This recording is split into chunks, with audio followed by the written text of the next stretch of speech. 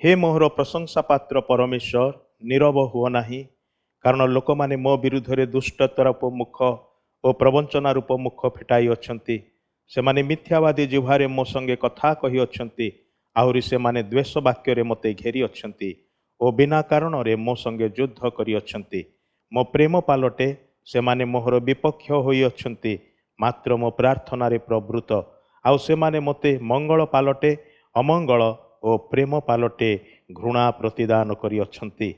मात्र हे प्रभु सदा प्रभु तुम्भे आपणा नाम सकाशु मो प्रति व्यवहार कर, तुम्भर दया मंगलमय, एणु मते उद्धार कर। प्रभु जीशु ख्रीष्ट नाम रे आपण मानक प्रत्येक को नमस्कार जनाए एवं आज ये संध्या पुण्य सप्ताहर विशेष उपासना मध्य को स्वागत करुअछि।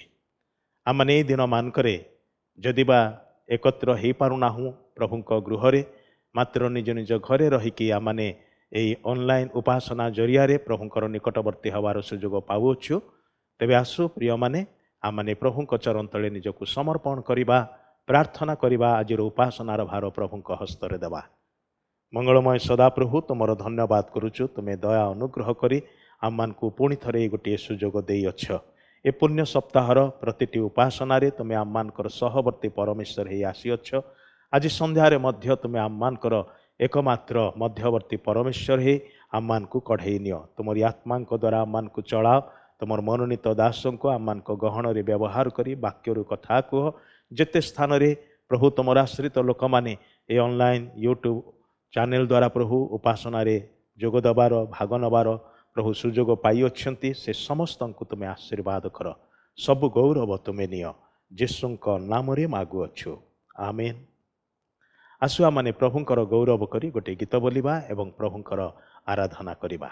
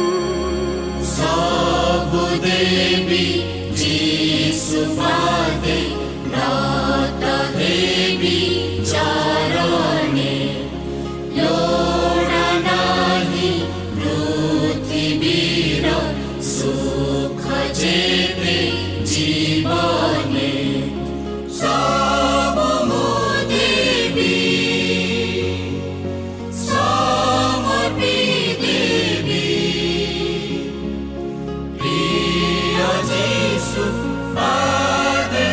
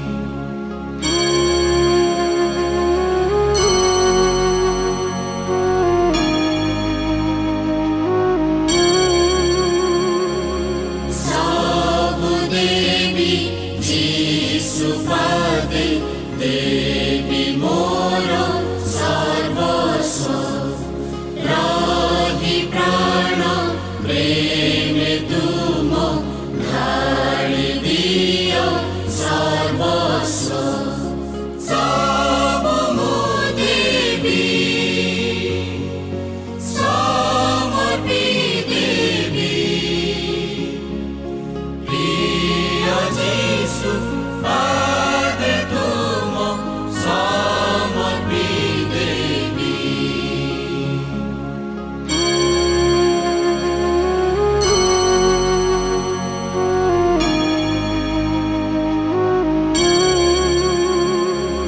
सब देवी जीसु पादे धेनि पुण्य आलोक परित्राण आनन्दरे गाइबी जय गीत सब मो देवी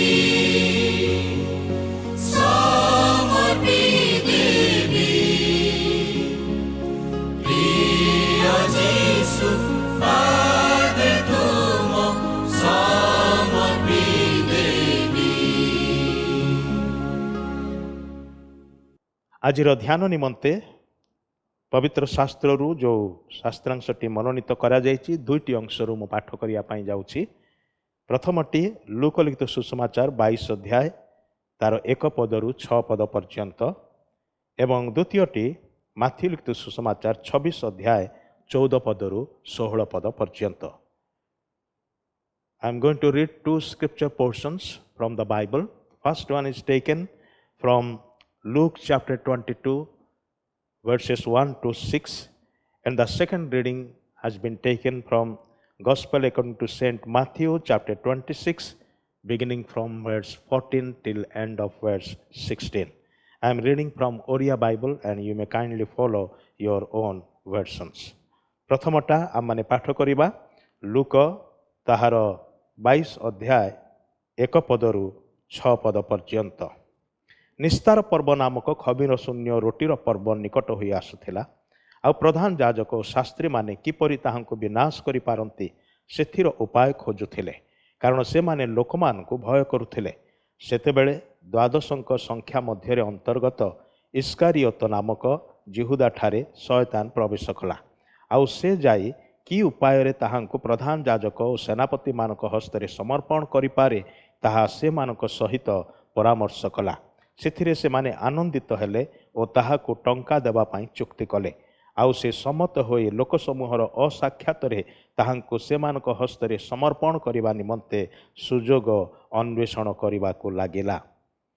ଦ୍ୱିତୀୟଟି ମାଥ୍ୟୁ 26 ଅଧ୍ୟାୟ 14ରୁ 16 ପଦ। ମାଥ୍ୟୁ 24 14ରୁ 16। ସେତେବେଳେ ଦ୍ୱାଦଶଙ୍କ ମଧ୍ୟରୁ ଇସ୍କାରିୟତ ଜିହୁଦା ନାମକ ଜଣେ ପ୍ରଧାନ ଯାଜକମାନଙ୍କ ନିକଟକୁ ଯାଇ କହିଲା, ମୋତେ କ'ଣ ଦେବେ କୁହନ୍ତୁ, ମୁଁ ତାହାଙ୍କୁ ଧରାଇ ଦେବି। ସେଥିରେ ସେମାନେ ତାହାକୁ 30 ଗୋଟି ରୌପ୍ୟ ମୁଦ୍ରା ତୌଲି କରିଦେଲେ। ଆଉ ସେହି ସମୟଠାରୁ ସେ ତାହାଙ୍କୁ ଧରାଇ ଦେବା ନିମନ୍ତେ ସୁଯୋଗ ଅନ୍ୱେଷଣ କରିବାକୁ ଲାଗିଲା। ପ୍ରଭୁ ତାହାଙ୍କର ପଠିତ ବାକ୍ୟର ମର୍ମ ବୁଝିବାରେ ଆମମାନଙ୍କୁ ସାହାଯ୍ୟ କରନ୍ତୁ। ଆଜି ସନ୍ଧ୍ୟାର ଉପାସନାରେ ପ୍ରଭୁଙ୍କ ବାକ୍ୟ ପରିବେଷଣ କରିବା ନିମନ୍ତେ ଆମମାନଙ୍କ ମଧ୍ୟରେ ଅଛନ୍ତି ଆମମାନଙ୍କର ପ୍ରିୟ ଭ୍ରାତା ଶ୍ରୀଯୁକ୍ତ ସଞ୍ଜୀବ କୁମାର ଦାସ। ସେ ଆଗରୁ ମଧ୍ୟ ଏହି ପୁଲପିଟ୍ରୁ ପ୍ରଭୁଙ୍କ ବାକ୍ୟ ପରିବେଷଣ କରିଅଛନ୍ତି। ସେଥିପାଇଁ ମୁଁ ତାଙ୍କ ସମ୍ବନ୍ଧରେ ଆଉ ଅଧିକ ପରିଚୟ ଦେବା ପାଇଁ ଚାହୁଁନାହିଁ, କାରଣ ପ୍ରାୟ ସମସ୍ତେ ଆମମାନେ ତାହାଙ୍କୁ ଜାଣୁ। ସେ OUATରେ ଜଣେ ଉଚ୍ଚ ପଦସ୍ଥ କର୍ମଚାରୀ ଥିଲେ। ସେ ଜଣେ ରିଟାୟାର୍ଡ ସାଇଣ୍ଟିଷ୍ଟ ବୋଲି କୁହାଯିବ। ବର୍ତ୍ତମାନ ସେ ପ୍ରଭୁଙ୍କର ସେବାରେ ବ୍ୟକ୍ତିଗତ ଭାବରେ ସାମିଲ ଅଟନ୍ତି। ବିଶେଷ କରିକି ସୁସମାଚାର ପ୍ରଚାରର ବୋଝ ତାଙ୍କ ଅନ୍ତରରେ ପ୍ରଭୁ ଦେଇଛନ୍ତି। ଈଶ୍ୱରଙ୍କର ବାକ୍ୟ ମଧ୍ୟ ସେ ସ୍ଥାନେ ସ୍ଥାନେ ଯାଇ ପରିବେଷଣ କରନ୍ତି। ଆଜି ଆମମାନେ ଆନନ୍ଦିତ ଆମମାନଙ୍କ ପ୍ରିୟ ଭ୍ରାତାଙ୍କୁ ଆମମାନଙ୍କ ଗହଣରେ ପାଇ। ଏହି ସମୟରେ ମୁଁ ଶ୍ରୀଯୁକ୍ତ ସଞ୍ଜୀବ କୁମାର ଦାସକୁ ଅନୁରୋଧ କରୁଅଛି ସେ ଆସିବେ ଏବଂ ପ୍ରଭୁ ତାଙ୍କ ଅନ୍ତରରେ ଯେଉଁ ବାକ୍ୟ ଦେଇଅଛନ୍ତି ତାହା ଆମମାନଙ୍କ ନିକଟରେ ପ୍ରକାଶ କରିବେ। ସଦାପ୍ରଭୁଙ୍କ ନାମରେ ମୋର ପ୍ରେମ ନମସ୍କାର ଜଣାଉଛି। ବିଶେଷ ଭାବରେ ମୁଁ ସଦାପ୍ରଭୁଙ୍କୁ ଧନ୍ୟବାଦ ଦେଉଛି, ପ୍ରଶଂସା କରୁଛି ମୋ ପରି ଏକ ଅଯୋଗ୍ୟ ତଥା ଦୁର୍ବଳ ଲୋକକୁ ପ୍ରଭୁ ଏହି ଜାଗାରେ ଛିଡ଼ା ହେବାକୁ ସୁଯୋଗ ଦେଇଛନ୍ତି। ଦ୍ୱିତୀୟରେ ମୁଁ ଆମମାନଙ୍କର ପାଳକମାନଙ୍କୁ ତଥା ରେଭରେଣ୍ଡ ଡକ୍ଟର ଆଇବ ଚିଞ୍ଚାଣୀ, ରେଭରେଣ୍ଡ ସଂଗ୍ରାମ ସିଂ, ପୁଣି ଚର୍ଚ୍ଚ ବୋର୍ଡ଼ର ସମ୍ପାଦକ ଆଉ ଚର୍ଚ୍ଚ ବୋର୍ଡ଼ର ସଭ୍ୟମାନଙ୍କୁ, ପୁଲପିଟ୍ କମିଟିର ସଦସ୍ୟମାନଙ୍କୁ ମୋର ଆନ୍ତରିକ ଧନ୍ୟବାଦ ଅର୍ପଣ କରେ। ମୋ ପରି ଅଯୋଗ୍ୟକୁ ଏପରି ଏକ ସୁଯୋଗ ଦେଇଛନ୍ତି ଦୁଃଖ ଭୋଗ ସପ୍ତାହ ମଧ୍ୟରେ ବୁଧବାର ଦିନର ଆଲୋଚ୍ୟ ବିଷୟକୁ ପ୍ରକାଶ କରିବା ପାଇଁ। ଆସନ୍ତୁ ଆମମାନେ ପଦେ ପ୍ରାର୍ଥନା କରି ଆରମ୍ଭ କରିବା। ମଙ୍ଗଳମୟ ସଦାପ୍ରଭୁ, ତୁମେ ଯେ ଆମମାନଙ୍କ ସହିତ ଅଛ, ଆଉ ପ୍ରଭୁ ତୁମର ପବିତ୍ର ଆତ୍ମାଙ୍କ ଦ୍ୱାରା ପରିଚାଳନା କର, ମୋତେ ହଜାଅ ଲୁଚାଅ, ଆଉ ପ୍ରଭୁ ମୋର ପାପ ସବୁ କ୍ଷମା କର। ତୁମେ ଆଗକୁ ଆସ, ତୁମେ ଗୌରବାନ୍ୱିତ ମହିମାନ୍ୱିତ ହୁଅ। ଏହି ସାମାନ୍ୟ ପ୍ରାର୍ଥନା ଯୀଶୁ ନାମରେ ମାଗୁଅଛି, ଆମେନ୍। ଆଜିର ପ୍ରସଙ୍ଗ ମାଥ୍ୟୁ 26 ଅଧ୍ୟାୟ 25 ପଦରେ ଅଛି। ଏପରି ଲେଖାଯାଏ, ହେ ଗୁରୁ, ସେ କ'ଣ ମୁଁ? ଇଂଲିଶରେ ଲେଖାଯାଏ, ସ୍ୱର୍ଲି ନଟ୍ ଆଇ ରାବି। ଯେତେବେଳେ ଆମମାନେ ଏ ପ୍ରସଙ୍ଗକୁ ଦେଖୁଛୁ, ଆମମାନେ ଦେଖିବା ଯେ ଜିହୁଦା ଏପରି କାହିଁକି ପ୍ରଶ୍ନ କଲେ। ବୁଧବାର ଦିନର ଯେଉଁ ଘଟଣାବଳୀ ଅଛି ତାହା ପ୍ରଭୁ ଯୀଶୁଙ୍କର କୃଷାର୍ପଣ ହେବାର ଆଉ ତାଙ୍କର ଯେଉଁ ଶେଷ କାର୍ଯ୍ୟ, ଯେଉଁ ବଳିଦାନ ହେବାର ଯେଉଁ ଘଟଣା ଅଛି ତାହାକୁ ସେ ସୁଇଚ୍ ଅନ୍ କରିଦିଏ ବା ଆରମ୍ଭ କରିବାକୁ ସୁଯୋଗ ଦିଏ। ଯେଉଁ 7 ଦିନର ଯେଉଁ ଦିନ ଗୁଡ଼ିକ ଅଛି ସେଇଗୁଡ଼ିକ ଜଗତର ଇତିହାସକୁ ଓଲଟ ପାଲଟ କରିଦେଇଛି। ଆମମାନେ ଦେଖିବା ଯେ ଜିହୁଦା କାହିଁକି ସେ ପ୍ରକାର କଲେ। ଜିହୁଦା ଯାହା ବି କଲେ ସେ କାହିଁକି କଲେ। ଜିହୁଦାଙ୍କ ବିଷୟରେ ବେଶୀ କିଛି ଲେଖା ନାହିଁ, ଆମମାନଙ୍କର ସୁସମାଚାରରେ ବହୁତ କିଛି ଲେଖା ନାହିଁ। କିନ୍ତୁ ଯଦି ଆମେ ତାଙ୍କର ନାମକୁ ଯିବା, ଇସ୍କାରିୟତ ଜିହୁଦା। ଇସ୍କାରିୟତ ଅର୍ଥ ଇସ୍କାରିୟତ, ତାର ମାନେ ହେଉଛି ମ୍ୟାନ୍ ଅଫ୍ କିରିୟତ ବା କିରିୟତର ମଣିଷ, ଯାହାକି ଆମେ ଜିହୋଶୁଆ 15 ଅଧ୍ୟାୟ 25 ପଦରେ ପାଉ। ଆଉ 21 ପଦରୁ ଲେଖାଯାଉଛି, ମୁଁ ଟିକେ ବାଇବେଲରୁ ପଢ଼ି ଦେଉଛି। ଦକ୍ଷିଣାଞ୍ଚଳରେ ଇଦୋମ ସୀମା ନିକଟରେ ଜିହୁଦା ସନ୍ତାନମାନଙ୍କ ବଂଶର ପ୍ରାନ୍ତ ଭଗସ୍ତ ଏସବୁ ନଗର ଥିଲା, କବସେଇ ଓ ଏଦର ଓ ଯୁଗାର ଓ ହାତସର ହଦାତା ଓ କରିୟୋତ ହିସ୍ରୋତ ଅବା ହାତସର। ତ ଏହି ପ୍ରଦେଶଟି ଦକ୍ଷିଣ ପାଲେଷ୍ଟାଇନରେ ଥିଲା, ଯାହାକି ଜେରୁସାଲମ ନିକଟବର୍ତ୍ତୀ। ଆମେ ଦେଖୁଛୁ ଯେ ଜିହୁଦା ଯିଏକି ଜେରୁସାଲମର ନିକଟବର୍ତ୍ତୀ ହୋଇଥିଲା, ନିକଟ ଦେଶରେ ଜୀବନଯାପନ କରୁଥିଲା, ତାଙ୍କ ମନରେ ଏକ ଜିହୁଦୀ ଦେଶ ପ୍ରତି ଦେଶାତ୍ମବୋଧକ ପ୍ରେମ ଥିଲା। କାରଣ ସବୁବେଳେ ସେଇ ମନ୍ଦିର ନିକଟରେ ସବୁ ପ୍ରକାର ପର୍ବପର୍ବାଣୀରେ ଲୋକମାନେ ଏକତ୍ର ହେଉଥିଲେ, ଯାହା କିଛି ସେମାନେ ଉତ୍ସବ ଭାବରେ ପାଳନ କରୁଥିଲେ। ଜିହୁଦୀମାନେ ସବୁଆଡ଼ୁ ଆସି ଏକତ୍ରୀକରଣ ହେଉଥିଲେ, ଯେଉଁଟାକି ତାଙ୍କର ଯେଉଁ ଦେଶାତ୍ମକ ବୋଧ ଥିଲା ତାହାକୁ ସେ ପ୍ରୋତ୍ସାହନ ଦେଉଥିଲା, ତାଙ୍କୁ ଆନନ୍ଦ ଦେଉଥିଲା। ଆଉ ସିଏ ଗୋଟେ ତାଙ୍କ ଭିତରେ ଏକ ଦେଶାତ୍ମବୋଧର ଯେଉଁ ଇଚ୍ଛା ଆଉ ଆବେଗ ଥିଲା ତାହାକୁ ସିଏ ଜାଗ୍ରତ କରି ରଖିଥିଲେ। ଆଉ ସେ ଜିହୁଦୀମାନଙ୍କ ପାଇଁ ବା ଜିହୁଦୀ ଦେଶ ପାଇଁ ସେ ନିଜକୁ ପ୍ରସ୍ତୁତ କରୁଥିଲେ। କିନ୍ତୁ ରୋମ ସରକାର ଯେଉଁ ଅଧୀନସ୍ଥ କରିଥିଲା ପାଲେଷ୍ଟାଇନକୁ, ରୋମ ସରକାର ଯେ ଅଧୀନସ୍ଥ କରିଥିଲା, ଆଉ ଜିହୋଶୁଆ ସେଇଥିରୁ ମୁକ୍ତି ଚାହୁଁଥିଲେ। ସେ ଚାହୁଁଥିଲେ ଏକ ଜିହୁଦୀ ରାଜ୍ୟ ଯେଉଁଥିରେ କି ସ୍ୱାଧୀନ ଭାବରେ ଆମେ ଚଳିପାରିବୁ, ସ୍ୱାଧୀନ ଭାବରେ ଆମର ପର୍ବପର୍ବାଣୀ କରିପାରିବୁ, ଆମମାନଙ୍କର ବିଶ୍ୱାସ ମତକୁ ସ୍ୱାଧୀନ ଭାବରେ ଆମେ ଚଳପ୍ରଚଳ କରିପାରିବୁ, କୌଣସି କାହାର ଚାପ ନଥିବ, କୌଣସି ଭୟ ନଥିବ, କୌଣସି ପ୍ରକାରର ଅତ୍ୟାଚାର ନଥିବ। ସେ ଏହି ପ୍ରକାର ତାଙ୍କର ଇଚ୍ଛା ଥିଲା। ଆଉ ସେଥିପାଇଁ ଯେତେବେଳେ ବାପ୍ତିଜିକ ଯୋହନ ପ୍ରଚାର କରୁଥିଲେ, ଆଉ ସେ କହୁଥିଲେ ଯେ ତୁମେ ପାପ ସ୍ୱୀକାର କର, ଆଉ କହୁଥିଲେ ଯେ ସୈନ୍ୟମାନଙ୍କୁ ଯାହା ଦରକାର ତୁମେ ତାହାର ଅନ୍ୟାୟ କରନି, ଯେତିକି ଦରକାର କରଗ୍ରାହୀମାନଙ୍କୁ କହୁଥିଲେ ଯେତିକି ଦରକାର ସେତିକି ଆଦାୟ କର, ଅଧିକ ଆଦାୟ କର ନାହିଁ। ଏସବୁ ଯେଉଁ ଶିକ୍ଷା ପାଇଲା ପରେ ତାଙ୍କୁ ଭାରି ଖୁସି ଲାଗୁଥିଲା, ଆଉ ସେ ଆକର୍ଷିତ ହେଉଥିଲେ। ତାପରେ ସେ ଯେତେବେଳେ ଯୀଶୁଙ୍କୁ ଦେଖିଲେ, ଯୀଶୁଙ୍କର ଜୀବନଶୈଳୀ ଦେଖିଲେ, ଯୀଶୁଙ୍କର ଯେଉଁ ପ୍ରଚାର ଶୁଣିଲେ, ତାଙ୍କୁ ବହୁତ ଭଲ ଲାଗିଲା। ଆଉ ସିଏ କ'ଣ କଲେ ନା, ସେ ସବୁ ଶୁଣୁ ଶୁଣୁ ଯୀଶୁଙ୍କ ପଛେ ପଛେ ଟିକେ ଟିକେ ତାଙ୍କର ଆଗ୍ରହ ହେଲା ଚାଲିବା ପାଇଁ। ହଠାତ୍ ଦିନେ ଯୀଶୁ ତାଙ୍କୁ ଡାକିଦେଲେ ଆଉ ସିଏ ତାଙ୍କ ପଛେ ପଛେ ଚାଲିଲେ।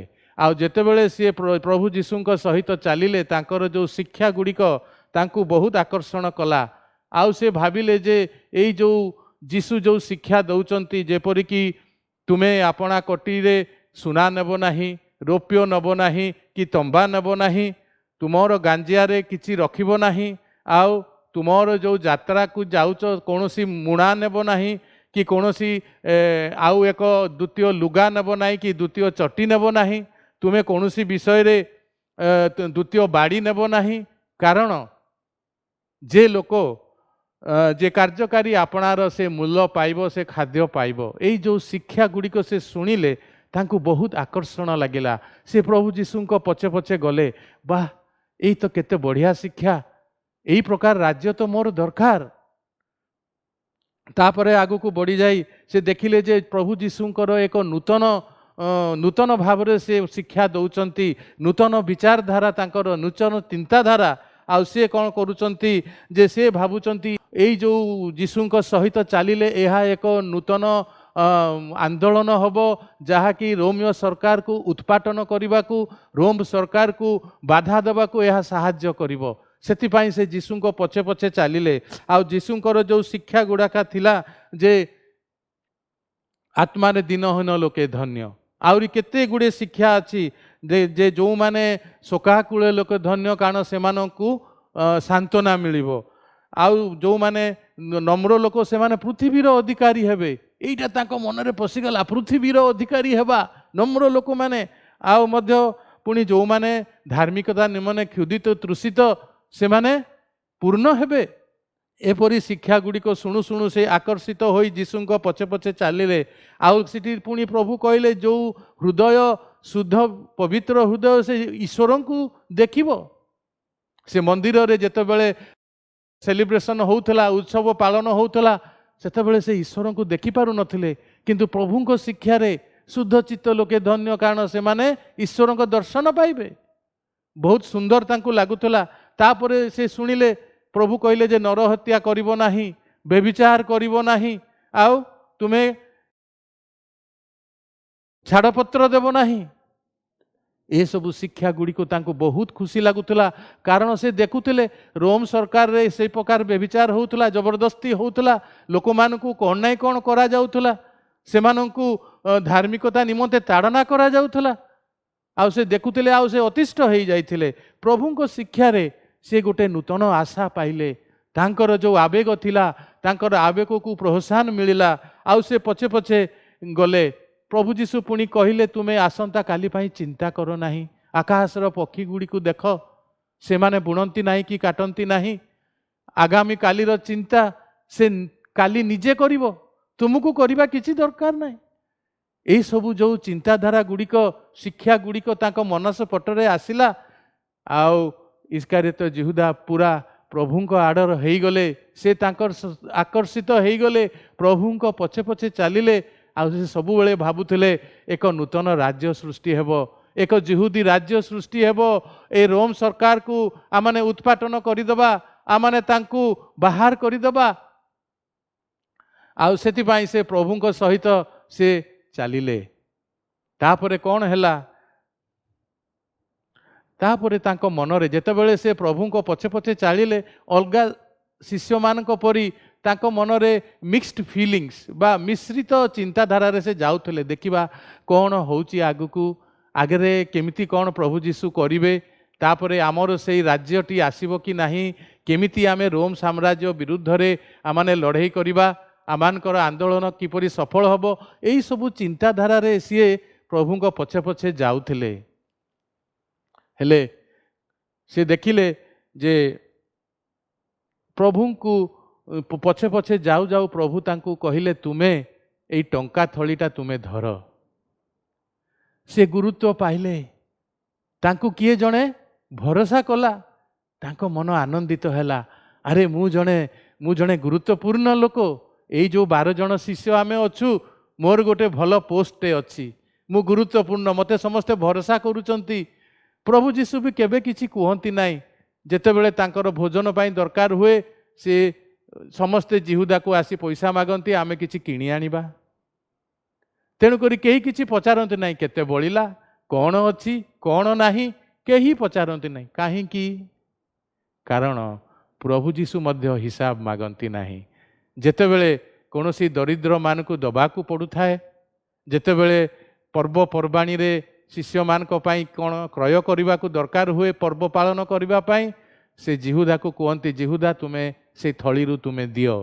ଯୀଶୁ କେବେ ବାଲାନ୍ସ ମାଗନ୍ତି ନାହିଁ, ହିସାବ ମାଗନ୍ତି ନାହିଁ, ସେ ଛାଡ଼ି ଦେଇଥିଲେ ଜିହୁଦାକୁ।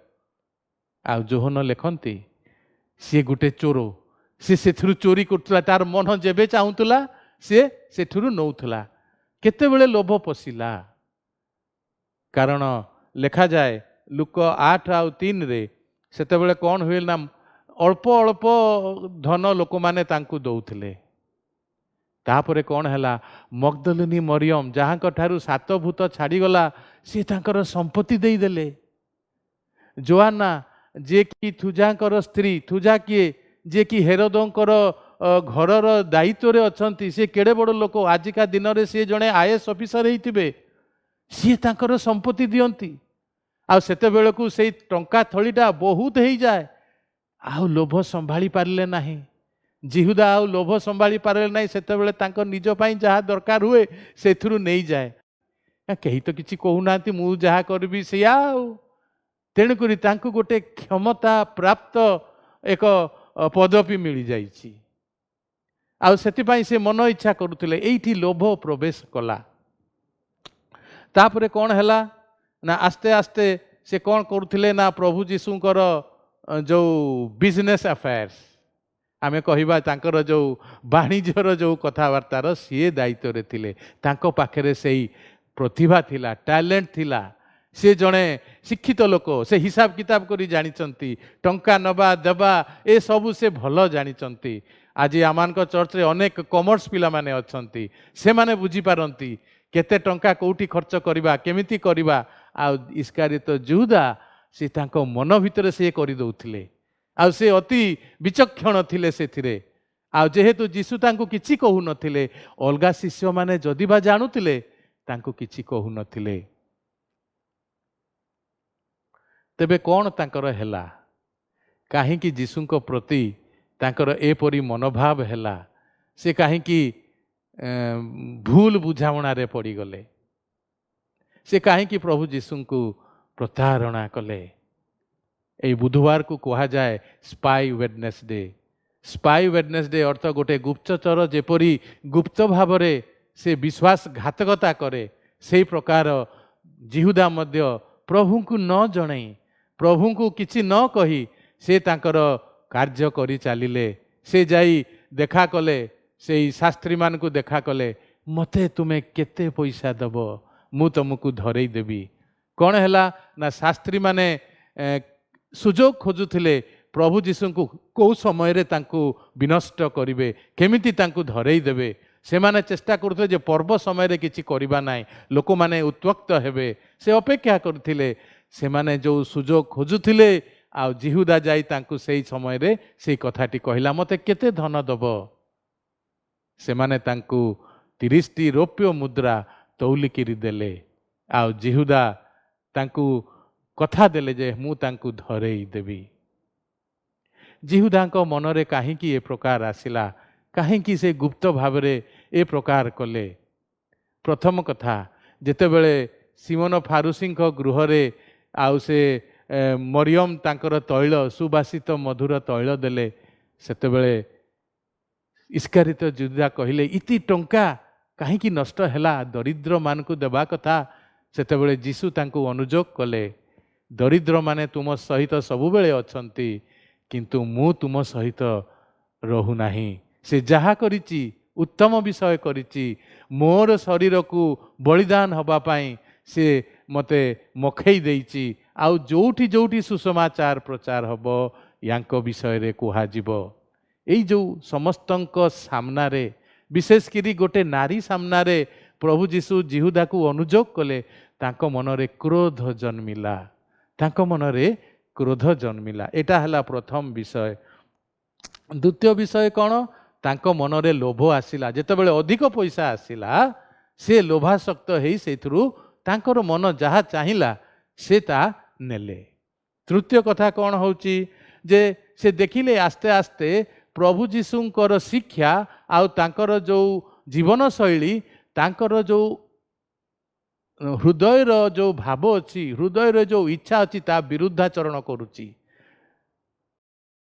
जिहुदांकर से इच्छा थिला जे सीए कौन करिवे ना गोटिए मसीह राज्य स्थापन हब आउ सीए गोटे गुरुत्वपूर्ण पोस्ट रहिबे क्षमतापूर्ण पदरे रहिबे ता होची टंका बा फाइनान्स मिनिस्टर। से चाहू नथिले एक स्वर्ग राज्य से चाहूले पृथ्वी रे एक मसीहंकर राज्य प्रभु जीशुंकर राज्य जो सी गोटे क्षमतापूर्ण पदवी रे रहिबे विशेषकर जहाँ को कहा जाए जे टंकार बा फाइनान्स बा अर्थर पोस्ट से रहिबे से एटा बहुत जोर चाहूले किंतु से देखिले जे प्रभु जीशु शेष बेलू 3 वर्ष पर सी कहू तांकर मृत्यु विषय रे घोषणा करुचंती मु आउ टिके आगु को गले मु मरिबी आउ मु मोर प्राण को जगत पाई उत्सर्ग करिबी मोर रक्तपात हेबो। जेतेबेले से सुनिले अरे प्रभु जीशु गोटे राज्य ये स्थापन करने कथा सी कौन स्वर्ग राज्य विषय कहते ताकू हासिल न करी से मरिबा पाई चाहूँगी। मु तो ए प्रकार राज्य चाहू नथिली मु तो चाहूली गोटे पृथ्वी रे एक राज्य।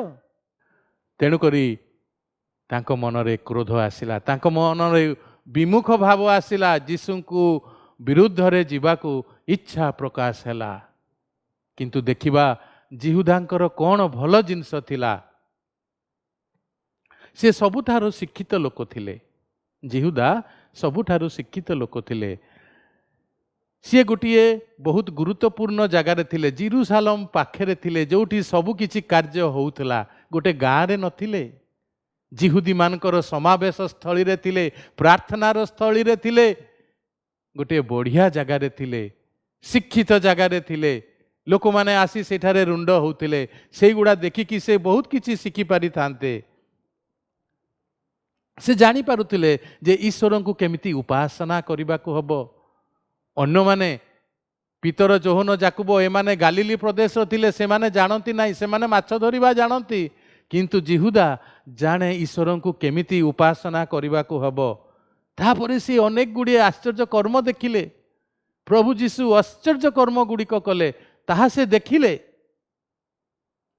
से तांकर भितिरिया जो शिष्य मानकर इनर सर्कल जो भितिरिया जो लोक माने अछंती तांकर पाख लोक भितरे से थिले तांको पाई एटा केते केते उत्कृष्ट विषय थिला सेटा से जानी पारले नाही। तांकु जे समस्ते भरोसा करुथिले प्रभु जीशु निजे भरोसा करुथिले सेटा से बुझी एका पारले नाही। से जीशुंक सहित खाद्य एकाठी खाऊले आमे कहा सहित गोटे जगार खाऊ निज लोक मान सहित आमे गोटे पर लोक सहित आमे गोटे पखाल रे आमे कंसारे खाई पारिबु नाही। गोटे माँ अपना झील सहित खाइब गोटे बापा अपना पुओ सहित गोटे कंसारू खाइब से जीशुंक सहित गोटे जगारू खाऊले प्रभु जीशु तांकु आपणार करथिले हेले मध्य जिहुदा बुझी पारले नाही। सबुठु उत्कृष्ट विषय से ईश्वरंक सहित थिले से प्रभु जीशुंक सहित थिले हेले मध्य से बुझी पारले नाही। से कहिले ए कौन मु राबी से लोक कि मु आज आम जीवन रे प्रभु जीशु आम सहित अछंती आमे कि पचारुचु प्रभु से कौन मु कौन तम विरुद्ध रे जीवी किंतु मु तांको विरुद्ध रे पाप करी चलीची जेतेबेले कौनसी स्त्री को भूल चक्यू रे देखुची मु पाप करी बसुची मु जदि रंजित भाईर अनिष्ट चिंता करुची ताकू मारुनी कि ताठू किसी जिनस चोरी करी नौनी मात्र मु जदि चिंता करी दउची मु पाप करुची। आ प्रभु जीशु देखुचंती से आमानकर इमानुएल परमेश्वर से मो सहित अछंती हेले भी मु पचारुची मु कि सेही लोक मु कि तुमको विरुद्ध रे जीवी मु कि तुमको धरई देवी मु कि तुमको बिट्रे करिवी प्रतारणा करिवी ଏଇଟା କାହାର କଥା ଭାଇ? ଟିକେ ଚିନ୍ତା କରିବା। ଏଇଟା କାହାର କଥା? ଆଦମ କହିଲେ ମନେ ରଖନ୍ତୁ, ଆପଣ ଯେଉଁ ସ୍ତ୍ରୀକୁ ଦେଲେ ସିଏ ମୋତେ ସେ ଫଳ ଖାଇବାକୁ ଦେଲା। ହବା କହିଲେ ସେ ସର୍ପ ମୋତେ ଏମିତି କହିବାରୁ ମୁଁ ସେ ଫଳ ଖାଇଲି। ପରସ୍ପରକୁ ଦୋଷାରୋପ କରିବା, ମୁଁ ଆଜି ସେ ପ୍ରକାର କରୁନାହିଁ ତ? ମୋର ନିଜ ଦୋଷକୁ ମୁଁ ପ୍ରଭୁ ଯୀଶୁଙ୍କୁ ପଚାରୁଛି, ହେ ଗୁରୁ, ସେ କି ମୁଁ କ'ଣ ତୁମକୁ ପ୍ରତାରଣା କରିବି?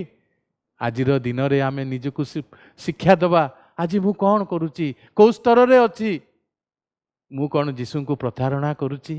ସବୁ ଜାଣି ଶୁଣି ଯୀଶୁ ଯେ ସବୁ ବିଷୟ ଜାଣନ୍ତି, ଯୀଶୁ ଯେ ଆମ ସହିତ ଈଶ୍ୱର, ସେ ସବୁ କିଛି ବୁଝିପାରନ୍ତି, ତଥାପି ମୁଁ ତାଙ୍କ ବିରୁଦ୍ଧରେ ଯାଉଛି କି? ମୁଁ ତାଙ୍କ ମନୋଭାବକୁ ଆଘାତ ଦେଉଛି କି? ତାଙ୍କର ପ୍ରେମକୁ ମୁଁ ଆଡ଼େଇ ଦେଉଛି କି? ସେ ଯେଉଁ ଚିରନ୍ତନ ପ୍ରେମରେ ମୋତେ ପ୍ରେମ କରୁଛନ୍ତି, ମୁଁ ଭୁଲି ଯାଉଛି ସେ ଅନ୍ତର ହୃଦୟ ତୌଲିବା ପରମେଶ୍ୱର, ମୁଁ ତାହା ଭୁଲି ଯାଉଛି। ଆସନ୍ତୁ ଆମମାନେ ଚିନ୍ତା କରିବା, ଆମମାନେ ପ୍ରଭୁଙ୍କ ବିଷୟରେ ଚିନ୍ତା କରିବା ଯେ ମୁଁ ଆଜି କେଉଁଠି ଅଛି? ଆମେ କ'ଣ କହୁଛୁ କି, ହେ ଗୁରୁ, ସେ କି ମୁଁ କି ତୁମକୁ ପ୍ରତାରଣା କରିବି? ପ୍ରଭୁ ଏଇ ଅଳ୍ପ ଚିନ୍ତାରେ ଆମ ସମସ୍ତଙ୍କୁ ଆଶୀର୍ବାଦ କରନ୍ତୁ। ଆମେନ୍। ପ୍ରଭୁ ଆମମାନଙ୍କୁ କଥା କହିଅଛନ୍ତି। ଆଜିର ବାକ୍ୟ ଏହି ସପ୍ତାହର ଉପାସନା ଗୁଡ଼ିକର ନିମନ୍ତେ ସମୟୋପଯୋଗୀ ବାକ୍ୟ ଅଟେ। ଯଦି ବା ଘଟଣାଟି 2000 ବର୍ଷ ତଳେ ଘଟିଛି, କିନ୍ତୁ ସେ ବ୍ୟକ୍ତିତ୍ୱ ଗୁଡ଼ିକ ମଧ୍ୟରେ ଯେଉଁ ଚରିତ୍ର, ଯେଉଁ ସ୍ୱଭାବ ସେଦିନ ଦେଖାଯାଇଥିଲା, ତାହା ଆଜିର ଜଗତରେ ମଧ୍ୟ, ଆଜିର ଲୋକମାନଙ୍କ ମଧ୍ୟରେ ମଧ୍ୟ ସ୍ପଷ୍ଟ ଦେଖାଯାଉଅଛି। ଭାଇ ଭଉଣୀମାନେ, ଏହି ପୁଣ୍ୟ ସପ୍ତାହର ଉପାସନା ଗୁଡ଼ିକରେ ଆସୁ ଆମମାନେ ନିଜ ନିଜକୁ ସମୀକ୍ଷା କରିବା। ଆମମାନେ ସେ ପ୍ରକାର ନକାରାତ୍ମକ ଗୁଣ ବିଶିଷ୍ଟ ବ୍ୟକ୍ତି ନ ହେଉ, ବରଂ ପ୍ରଭୁଙ୍କୁ ପ୍ରେମ କରି ପ୍ରଭୁଙ୍କଠାରେ ଆମମାନଙ୍କର ବିଶ୍ୱାସକୁ ଯେପରି ବଢ଼େଇ ପାରିବା, ସେଥିପାଇଁ ତାହାଙ୍କର ବାକ୍ୟ ଅନୁସାରେ ଆମମାନଙ୍କର ଜୀବନକୁ ସଜାଡ଼ି ଦେବା। ଆସନ୍ତୁ ପ୍ରାର୍ଥନା କରିବା। ପ୍ରିୟ ପ୍ରଭୁ, ତୁମର ଜୀବନ୍ତ ବାକ୍ୟର ନିମନ୍ତେ ଧନ୍ୟବାଦ କରୁଅଛୁ। ତୁମେ ଆମମାନଙ୍କୁ କଥା କହିଅଛ, ତୁମର ଦାସଙ୍କୁ ବ୍ୟବହାର କରିଅଛ, ସେଥିପାଇଁ ଧନ୍ୟବାଦ କରୁଅଛୁ। ସେ ବାକ୍ୟର ଆଲୋକରେ ଆମମାନେ ନିଜ ନିଜକୁ ସମର୍ପଣ କରୁଅଛୁ। ପ୍ରଭୁ, ତୁମରି ଆତ୍ମାଙ୍କ ଦ୍ୱାରା ଆମମାନଙ୍କ ଜୀବନରେ ତୁମେ ଗଭୀର ଭାବରେ କାର୍ଯ୍ୟ କର, ଯେପରି ତୁମର ନାମ ମହିମାନ୍ୱିତ ହେବ। ତୁମେ ଦୟା କର, ସବୁ ଗୌରବ ମହିମା କେବଳ ତୁମର ହଉ। ପ୍ରଭୁ, ଯେତେ ଭାଇ ଭଉଣୀ ପ୍ରଭୁ ଏହି ଉପାସନାରେ ଯୋଗ ଦେଇଛନ୍ତି, ପରବର୍ତ୍ତୀ ସମୟରେ ଯେଉଁମାନେ ୟୁଟ୍ୟୁବ୍ ଚ୍ୟାନେଲ୍ ଦ୍ୱାରା ଏହା ଦେଖିବେ ଓ ଶୁଣିବେ, ସେ ସମସ୍ତଙ୍କୁ ତୁମେ ଆଶୀର୍ବାଦ କର। ପ୍ରଭୁ, ଆମମାନଙ୍କର ଦେଶ ରାଜ୍ୟରେ ଯେଉଁ ଆତଙ୍କ ରହିଛି, ପ୍ରଭୁ କରୋନାର ସେକେଣ୍ଡ ୱେଭ୍ଟା ପାଇଁ ପ୍ରଭୁ ପ୍ରାର୍ଥନା କରୁଅଛୁ, ତୁମେ ଦୟାକର ପ୍ରଭୁ, ତୁମର ଲୋକମାନଙ୍କୁ ତୁମେ ରକ୍ଷା କର। ଆମମାନଙ୍କର ଏହି ଦେଶ, ରାଜ୍ୟ, ନଗରକୁ, ଗ୍ରାମଗୁଡ଼ିକୁ ତୁମେ ରକ୍ଷା କରି ତୁମ ନାମକୁ ଉଚ୍ଚୀକୃତ କର। ମଣ୍ଡଳୀର ପ୍ରତିଟି ପରିବାରକୁ ତୁମ ଚରଣ ତଳେ ତୋଳି ଧରୁଛୁ, ବିଶେଷ କରି ବୟୋଜ୍ୟେଷ୍ଠମାନଙ୍କୁ ତୁମ ହସ୍ତରେ ସମର୍ପଣ କରୁଅଛୁ। ପ୍ରତ୍ୟେକଙ୍କୁ ତୁମେ ଆଶୀର୍ବାଦ କର। ଶୋକ ସନ୍ତପ୍ତ ପରିବାର ଗୁଡ଼ିକୁ ତୁମେ ଶାନ୍ତି ସାନ୍ତ୍ୱନା ଦିଅ ବୋଲି ପ୍ରାର୍ଥନା କରୁଅଛୁ। ସବୁ ଗୌରବ ତୁମର ହଉ। ଆଉ ଥରେ ନିଜ ନିଜକୁ ସମର୍ପଣ କରୁଅଛୁ, ଧନ୍ୟବାଦ ଦେଇ ଯୀଶୁଙ୍କ ନାମରେ ମାଗୁଅଛୁ। ଆମେନ୍। ଯେତେବେଳେ ପିତା ଈଶ୍ୱରଙ୍କର ଗଭୀର ପ୍ରେମ, ପ୍ରଭୁ ଯୀଶୁ ଖ୍ରୀଷ୍ଟଙ୍କର ଅସୀମ ଅନୁଗ୍ରହ ଓ ଦୟା, ପବିତ୍ର ଆତ୍ମାଙ୍କର ଶାନ୍ତି, ଶକ୍ତି, ସୁମଧୁର ସହଭାଗିତା, ଶିକ୍ଷା ଓ ଚେତନା ଏବେ ପୁଣି ସଦାବେଳେ ଆମମାନଙ୍କ ପ୍ରତ୍ୟେକଙ୍କ ସାଙ୍ଗରେ ସାରା ବିଶ୍ୱରେ ଥିବା ଖ୍ରୀଷ୍ଟାଶ୍ରିତ ପ୍ରତ୍ୟେକ ଭାଇ ଭଉଣୀଙ୍କ ସହିତରେ ରହି ସାହାଯ୍ୟ ଉପକାର କରନ୍ତୁ। ଆମେନ୍। ସମସ୍ତଙ୍କୁ ନମସ୍କାର, ବହୁତ ବହୁତ ଧନ୍ୟବାଦ ଆଜିର ଉପାସନାରେ ଯୋଗ ଦେଇଥିବାରୁ। ଆସନ୍ତା ଦିନମାନଙ୍କରେ ମଧ୍ୟ ଠିକ୍ ଏହି ସମୟରେ ଉପାସନାରେ ଯୋଗ ଦେଇ ଆଶୀର୍ବାଦ ପ୍ରାପ୍ତ ହୁଅନ୍ତୁ।